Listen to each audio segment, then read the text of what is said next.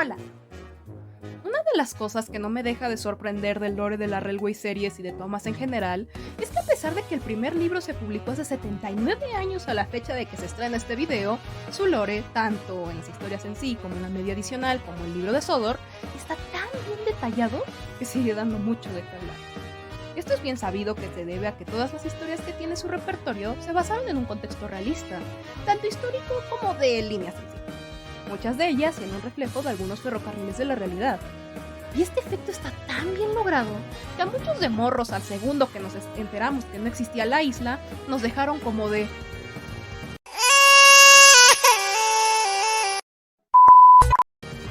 Sí, perfectamente parecieran historias de un lugar real. Sin embargo, algo que no consideramos a nuestra temprana edad es que todos los problemas que esto podría involucrar. Porque, sí, aunque no lo crean, si nuestra querida isla de trenes parlantes estuviera en nuestra realidad, sería complicado, cuando menos. Pero, ¿por qué? ¿Qué cosas cambiarían tanto en la línea de acontecimientos históricos de nuestra realidad? Como qué complicaciones en sí, nativas por la existencia de la línea noroeste, habría. Bueno, pues eso es justo lo que hoy les vengo a contar.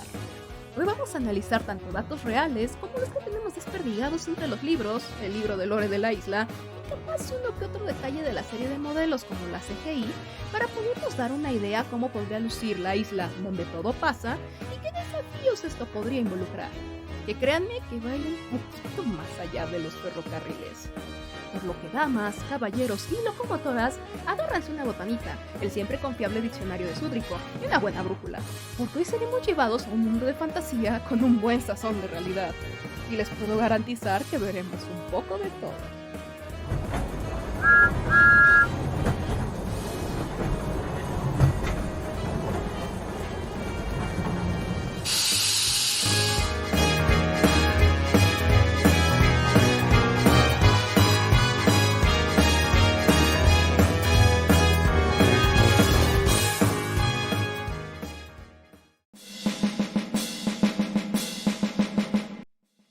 A ver, lo primero de lo que quiero hablar es de la parte histórica, pero no voy a entrar en muchos detalles pues es un rollo tototote que ni yo creí que llegara tanto al momento de investigar el guión, y como no quiero que esta sección dure 3 horas, vamos a simplificar las cosas un poco.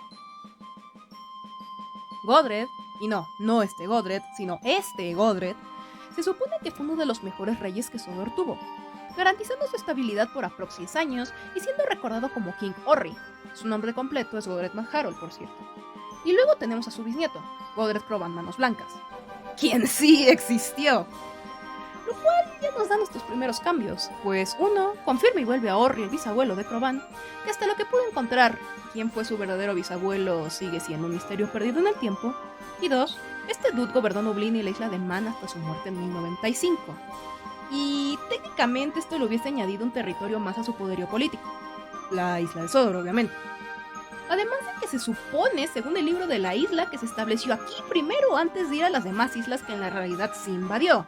Que considerando la cercanía de la de Man con Sodor y por ende con Inglaterra en sí, esto pudo haber sido un punto estratégico muy relevante para Godred, quizás pudiendo reducir el tiempo o el esfuerzo en sus movimientos militares a como pasaron en nuestra realidad.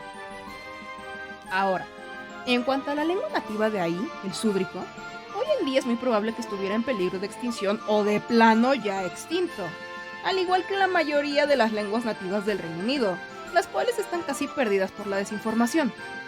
No, en serio, mucha gente ni siquiera sabe de su existencia. Es tan literal, ay, ¿a poco hablábamos algo diferente al inglés antes? No, para nada, mi perfecto imbécil.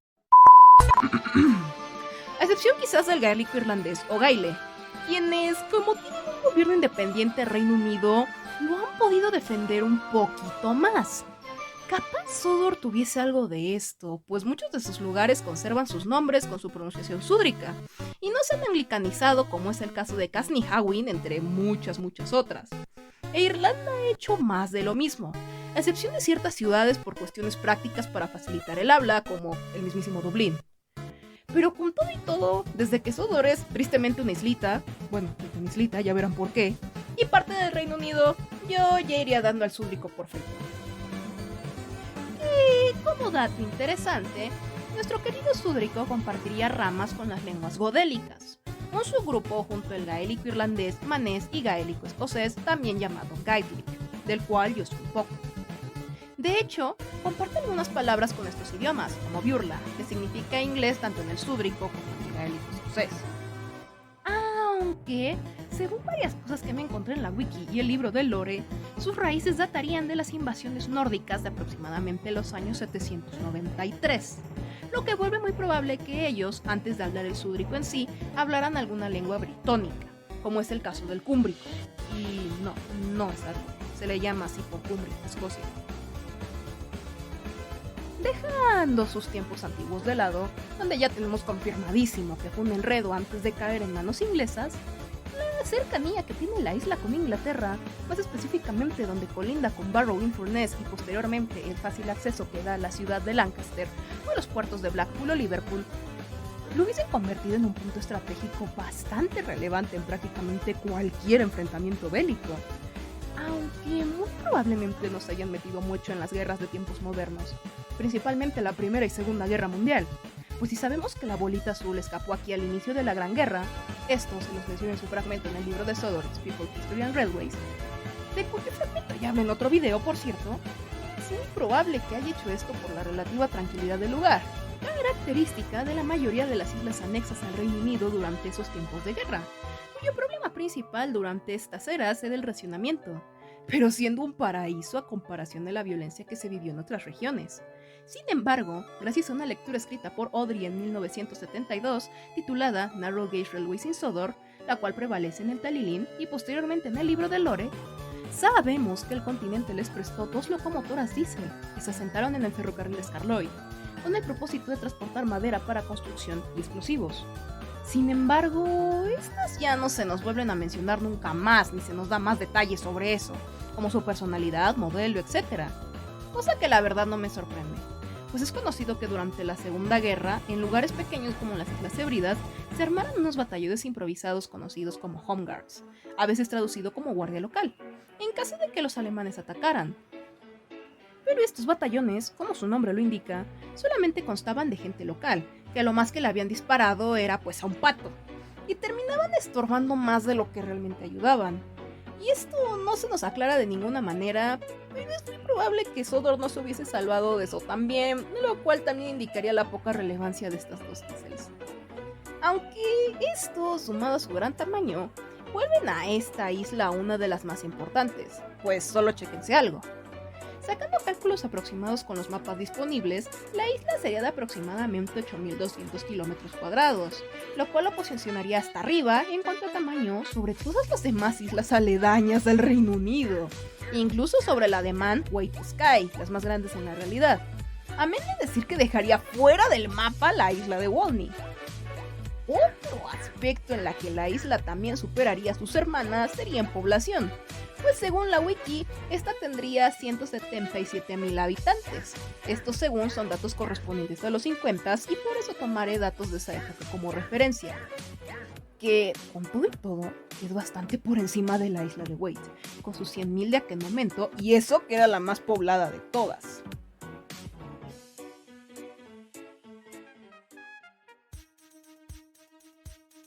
En realidad, ya fuera de eso, sería más o menos como las demás regiones de ahí, viviendo tanto de la agricultura, principalmente avena, cebada y nabos, de la pesca y también en tiempos más recientes, aprovechando su geografía privilegiada de la cual ya les comenté, para la conexión de sus puertos que podrían llegar por mar muy fácilmente hasta Irlanda, la isla de Man o Fleetwood, Inglaterra. Pero, ¿por qué es conocida nuestra querida isla? ¿Qué es lo que la hace que en primer lugar le estemos dedicando esta suposición a nuestra realidad? Sus ferrocarriles, obviamente. Y es que aparte de ser muy renombrados en los 50 por su iniciativa con la preservación, la cual, como ya les he comentado en varios videos, no era tan común, pues no era algo en lo que la gente en realidad pensara, y también la mecánica de tener varias locomotoras sumamente famosas por sus libros, la cual nos deja muy clara cómo funcionan los engines. Sin embargo, si nos acercamos más a la actualidad es donde empezamos con problemas, pues es algo que casi no cubren ni en los libros ni en la serie. Y ya si nos echamos encima varias normativas que aplican en la realidad, entre otros detallitos, aquí es donde las cosas empiezan locas. Vamos por partes. La colección con la que contaría el ferrocarril en cuanto a sus máquinas sería más que sorprendente, contando con modelos inexistentes ya como los C2 o los clase 28, o sea James, y una larga lista de etcéteras con todos trabajando, nadie en condición estática ni nada. Y es que, o sea, por Dios, ya si consideramos a la serie CGI, literalmente tienen a la Rocket, una locomotora con casi 195 años, y la primera locomotora de pistones modernos en condición operativa, cuando en la realidad no es así, y la gran mayoría de las locomotoras se encuentran en este estado. Que como si no fuera suficiente, también sería el único ferrocarril regular aún corrido por vapor, o mayormente, en el mundo. Por no mencionar la extensión que abarcarían sus líneas, que es bastante impresionante para considerar que sea una isla, ya que la cantidad de millas en funcionamiento se vieron muy mermadas después de las actas de Richard Beeching, también conocidos como los Beeching Cuts. Y eso que la isla tiene un montón de ramales, como por ejemplo el de Thomas, que según los cánones de este fulano hubiesen sido innecesarios y por ende hubieran cerrado. Aunque, hablando de eso, estos parecieran no haber afectado a Sodor en nada a pesar de su vasta extensión. Y de aquí parten varias incógnitas, como ¿por qué nadie de la isla ocupa la librea negra obligatoria de British Rail? Cuando vemos a varias locomotoras usarla, como Ginty o incluso a Donald y Douglas al llegar. O sea, pa' pronto ni la de British Rail ni la de su región correspondiente antes de la nacionalización. Además, ¿por qué los otros controladores no tienen jurisdicción aquí? Lo que en esencia es lo que vuelve a Sodor un lugar tan idílico para las locomotoras en ese momento. Y es una respuesta muy sencilla. Sodor es un ferrocarril privado. Si lo piensan bien, esto explica muchas cosas, como el que ¿por qué se refieren a British Rail siempre como el otro ferrocarril? Tanto las cosas que mencioné anteriormente como de otros años posteriores, como por ejemplo el haberse saltado el acto de privatización del 97. Aunque hay algo que de todos modos, con todo y todo, no checa.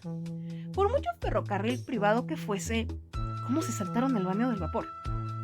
Porque sí, después de agosto de 1968, el uso del vapor quedó prohibido en el Reino Unido, solamente con la excepción para fines de preservación, pero jamás se nos confirma que el ferrocarril noroeste sea uno. Además, sus operaciones que se nos muestran son muy irregulares como para siquiera contar como uno. Y esto no se limita a las historias ambientadas en los 50s y los 60s, o sea, la mayoría de los libros y la serie. No, sino hasta el libro Thomas and His Friends por Christopher, que canónicamente se ubica en el 2011, las locomotoras siguen llevando trenes de la misma naturaleza de los que llevaban en sus viejos tiempos, como Donald y Douglas con sus trenes de basalto. Y aquí es en el único punto en donde nos quedamos con un hueco argumental del tamaño del universo. Pues aunque podría haber negociaciones, el acta del vapor es muy estricta, principalmente justificándose con el tema ambiental, y no pude encontrar algún caso similar que nos pudiese servir de referencia. Por lo que la única manera lógica para explicar esto es que o tienen un pacto especial para poder seguir funcionando normalmente, similar al de un ferrocarril de preservación, y son pero muy, muy meticulosos para que las regulaciones no los estén molestando, o los administradores de los ferrocarriles. Ya, chistes fuera. Sí sería posible, pero claramente sería un reto. Y ojito que solamente estoy hablando de las operaciones y su relación con lo legal. Pues, hablando de esto, todavía tenemos otro pequeño detallito.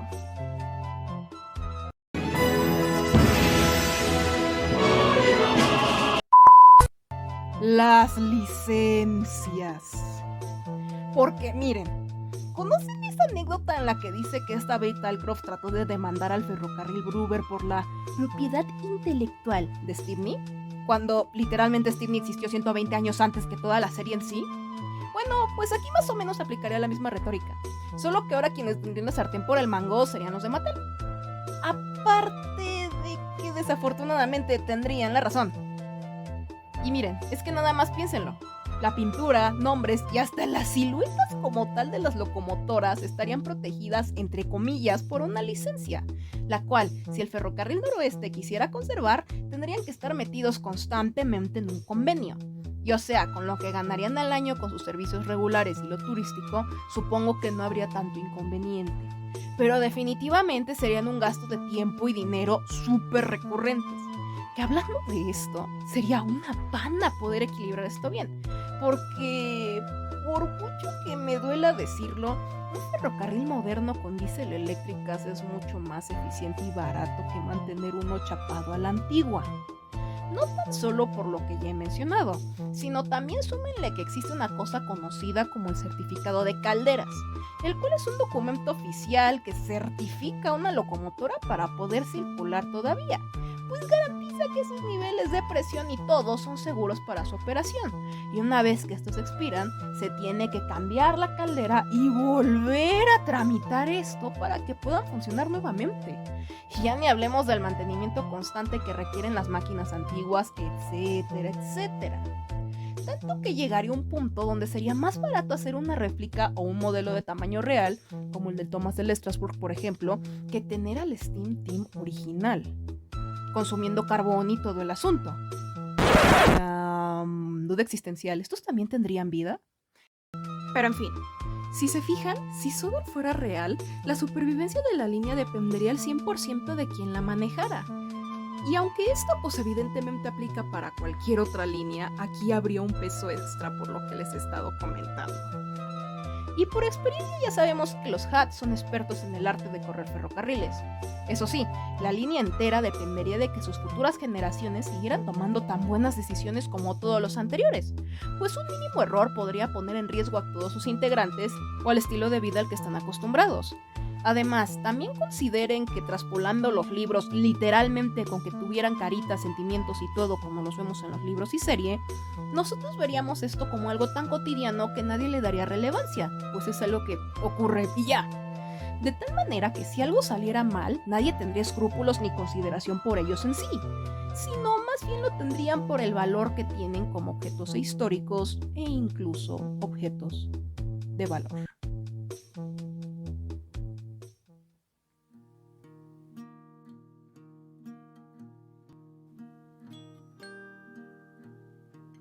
Decidí no mencionar al Scarloy ni al Coldy, pues realmente no encontré nada que fuese diferente a lo que ya sabemos. O sea, nomás existirían y pues ya. Además de que sería muy probable que estas alturas ya fuesen ferrocarriles de preservación, pues sus contrapartes reales, el Tajiclin y el Snowdon, respectivamente, lo son. Pero en fin, ¿qué les pareció? ¿Les gustaría vivir en la isla de Sodor si fuera real? Los leo en los comentarios. Como dato final, este video estaba planeado para ser el primeritito del canal, teniendo dos versiones del guión aparte de este, uno que era el borrador, el cual perdí, y otro que hice hace un año. Pero en fin, yo soy Lesmin, la chica del ferrocarril, no olviden suscribirse y darle like, y sin más que decir, me despido. Chao.